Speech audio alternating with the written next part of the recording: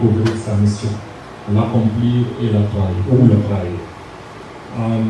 Pour ce qui est de la diaspora, il faut qu'on se le dise, nous avons des opportunités qui sont sans limite.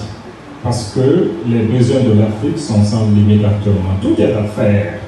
La question, c'est de savoir quelles sont les priorités, quels sont les axes prioritaires dans le processus de développement socio-économique de l'Afrique.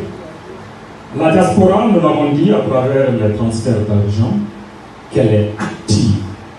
Mais je pense qu'elle doit être encore actrice de ce processus.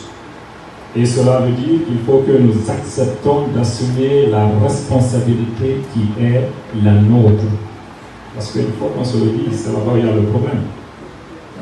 Tant qu'on n'accepte pas de nous assumer et de nous affirmer, rien ne va aller.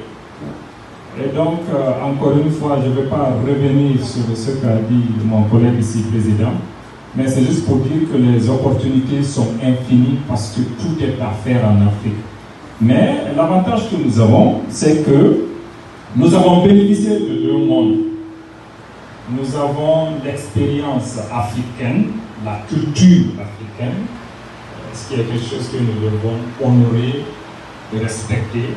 Et je rends hommage à nos ancêtres qui ont lutté pour préserver cette culture-là. Nous vivons dans l'universel, mais c'est extrêmement important que nous restons ancrés dans nos propres valeurs. Et rester ancré dans ces valeurs n'est pas quelque chose de simplement superficiel. Ça ne veut pas tout simplement de porter des habits pour dire que je suis africain, non. C'est-à-dire le principe de l'action de cet univers, c'est trois choses. Être, agir et avoir. C'est l'être qui détermine l'action.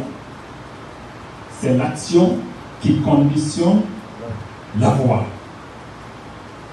C'est-à-dire que tout ce que nous n'avons pas actuellement en tant qu'Africains de façon individuelle, mais aussi bien que de façon collective, est dû au fait que quelque part, il y a une action qui manque quelque part. C'est-à-dire un manque d'avoir est toujours lié à un manque d'action quelque part. Si tu n'as pas quelque chose, c'est que c'est quelque chose que tu n'as pas fait qui est responsable de ça. Mais qu'est-ce qui conditionne l'action? C'est l'être, c'est l'identité, c'est l'idéologie, le sens de responsabilité. Moi, personnellement, je pense que le plus grand accent que les Africains doivent faire actuellement, c'est cette réhabilitation historique de ce qui nous sommes. Parce qu'il faut le retenir, nous sommes des descendants des ancêtres qui ont dirigé ce monde pendant plus de 5 à 10 000 ans. Parce que nous savons tous maintenant, cela au-delà du doute, que l'Égypte pharaonique est africaine. Le débat ne se pose même pas. Et donc, si nous sommes des héritiers de ces gens qui sont les pères fondateurs de la science, de la mathématique, de la technologie, que jusqu'à présent même nous ne parvenions pas à déchiffrer, c'est que quelque part, il y a eu un processus de lavage de cerveau de telle sorte que nous avons oublié qui nous sommes.